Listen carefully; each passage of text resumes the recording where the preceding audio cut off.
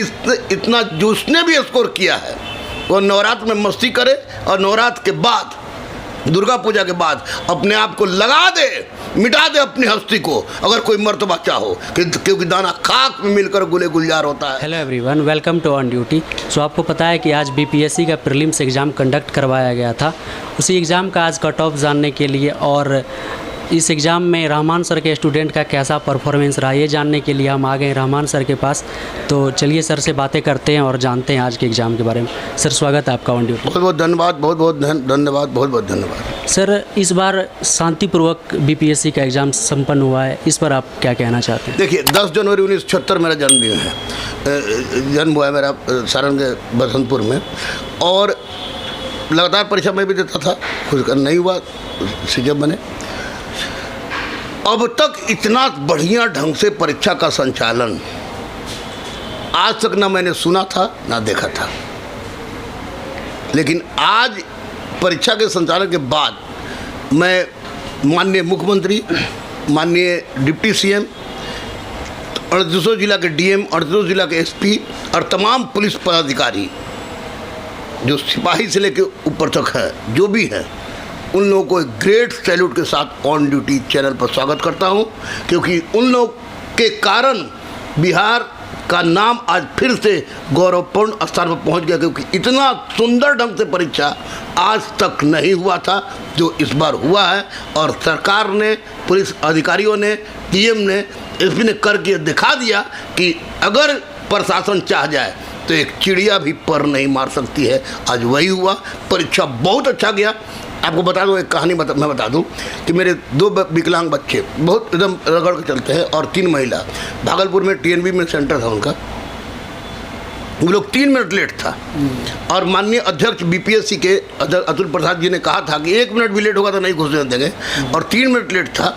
उसके बावजूद दिव्यांग हो या महिला हो, कोई परवाह न करके नहीं घुसने दिया गया। ये सैल्यूट योग है, सैल्यूट योग है, सैल्यूट योग है, क्योंकि परीक्षा पूर्णतः शांतिपूर्वक, बिना एक अफवाह के, शानदार ढंग से, स्वच्छ ढंग से हुआ। इसके लिए मुख्यमंत्री, उप मुख्यमंत्री, तमाम पुलिस पदाधिकारी, तमाम डीएम ग्रेट सैल्यूट के पात्र हैं। रहमान सर इससे 100% संतुष्ट हैं? 110% संतुष्ट हैं, 110% संतुष्ट हैं। 8 मई को जो हुआ था 110% असंतुष्ट थे, आज हुआ है हम 110% संतुष्ट हैं और बार बार सैल्यूट कर रहे हैं, बार बार सैल्यूट कर रहे हैं, बार बार सैल्यूट कर रहे हैं। अच्छा सर, आज एग्ज़ाम सेंटर से भी हमने रिव्यू किया था बहुत सारे स्टूडेंट का, तो बहुत सारे स्टूडेंट बोल रहे थे इजी आया, बहुत सारे टफ आया, लेकिन सर आपके पास हज़ारों छात्रों का डाटा होगा, आपके अनुसार सर? देखिए, इजी या टफ नहीं होता है, ये डिपेंड करता है लड़कों पढ़ने वालों पर। एक बात हम बोलते हैं तो लोग बोलता है कि बहुत ही ज़्यादा बोलता है। जैसे आजकल कोरोना के बाद इतना यूट्यूब वाले टीचर हो गए हैं जो कि 3 घंटा में इतिहास खत्म, 3 घंटा में ज्योग्राफी खत्म, 3 घंटा में पॉलिटिक्स खत्म, 3 घंटा में इकोनॉमी खत्म, 3 घंटा में करंट खत्म, 3 घंटा में दरोगा बनिए, 3 घंटा में डीएसपी बनिए, 3 घंटा में कलेक्टर बनिए। तो रात भर मैराथन फैराथन ये करता, तो उस तरह के लड़कों का परीक्षा खराब गया होगा निश्चित रूप से। लेकिन जो लड़का एनसीईआरटी टेक्स्ट बुक पढ़ा है उसका पेपर बहुत अच्छा गया है, पेपर बहुत अच्छा था, पेपर बिल्कुल ही समरसता और समानता पर आधारित था, ना किसी में कम ना किसी में ज़्यादा। हिस्ट्री में ज़्यादा रहता है हमेशा, वो तो हमेशा रहेगा ही, क्योंकि बिहार का हिस्ट्री भी जुड़ जाता है। अब पूरा प्राचीन भारत बिहार है, तो वैसी परिस्थिति में निश्चित रूप से जिसका अच्छा, जो खराब गया है वो ठीक से पढ़ा नहीं है, और जिसका अच्छा गया है वह निश्चित रूप से वो एनसीईआरटी और टेक्स्ट बुक जरूर पढ़ा होगा। सर इस कंडीशन में गुरु रहमान के स्टूडेंट का कैसा परफॉर्मेंस रहने वाला है? देखिए, गुरु रहमान पर्टिकुलर मैं स्टूडेंट की आवाज़ हूँ, और कोई स्टूडेंट ऐसा नहीं है जो कि गुरु रहमान को कह दे कि वो मेरे नहीं है, वो मेरे नहीं है, वो मेरे नहीं है। स्टूडेंट के हक के लिए बोलता हूँ, अहिंसा पर विश्वास करता हूँ, भारतीय सनातन संस्कृति का मैं पोषक हूँ या पूछता हूँ। तो वैसी परिस्थिति में हमारे स्टूडेंट्स जो भी जुड़े, क्लास से जुटे या टेस्ट से जुटे, उनका पेपर बहुत अच्छा गया है और मैं गदगद हूँ। आई एम टू मच गदगद। बोले तो मगरुआ खुश तो खुश है, बहुत खुश। और आपको पता भी है कि रहमान सर किस तरह अपने बेबाकी के लिए जाने जाते हैं, और सर ने, और ऐसा कहा जाता है, और हालांकि हमारी जन्म भी नहीं हुई थी तब से सर पढ़ा रहे होंगे, और सर हमेशा से ऐसा बोला जाता है कि सर जो बोल दिए बस वो पत्थर की लकीर होती है। तो चलिए सर से आज जानते हैं कि क्या कट ऑफ रहने वाली, सर आपके अकॉर्डिंग क्या कट ऑफ रहने वाली? परीक्षा के पहले हम कट ऑफ बता देते कि 105 से ज़्यादा नहीं जाएगा, इसलिए कि 28 साल पढ़ा, पार्ट 1 से पढ़ा रहे, चूँकि मेरा लव मैरिज भाग गए थे लड़की को लेके, वही मेरी पत्नी है, तो मजबूरी में पढ़ाना पड़ा, घर से निकाल दिए गए, तो पढ़ने से पढ़ा रहे हैं, तो अनुभव है, अनुभव का आधार पर बोलता हूँ। तो आज जब परीक्षा का विश्लेषण मैंने 1.5 घंटा किया, तब अब जाके मैंने अब कटअप बताया। देखिएगा, सामान्य वर्ग का कटअप है 103 से 6 के बीच में रहेगा, किसी भी परिस्थिति में सामान्य वर्ग का कटअप 103 से 6 के बीच में रहेगा। ओबीसी का 101 से 103 के बीच में रहेगा। आपको एससी का 93 से 95 के बीच में रहेगा। एसटी का आपको 95 से 98 के बीच में रहेगा। महिला का 95 से 98 के बीच में रहेगा। ईडब्ल्यूएस का आपको 100 से 102 के बीच में रहेगा।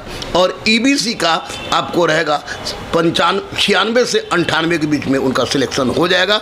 इतना जिसने भी स्कोर किया है वो नवरात्र में मस्ती करे, और नवरात्र के बाद, दुर्गा पूजा के बाद अपने आप को लगा दे, मिटा दे अपनी हस्ती को, अगर कोई मर्तबा चाहो, क्योंकि दाना खाक में मिलकर गुले गुलजार होता है। 800 घर में इस बार वैसे 800 घर में अधिकारी बनेंगे, जितना सीट है 800 प्लस ही है, 8 बनेंगे जो इन्होंने पढ़ा है, चाहे गरीब हो चाहे अमीर हो, क्योंकि गुंडागर्दी नहीं हुई है, चोर दलालों की फट गई, क्योंकि सरकार मुस्तैद थी।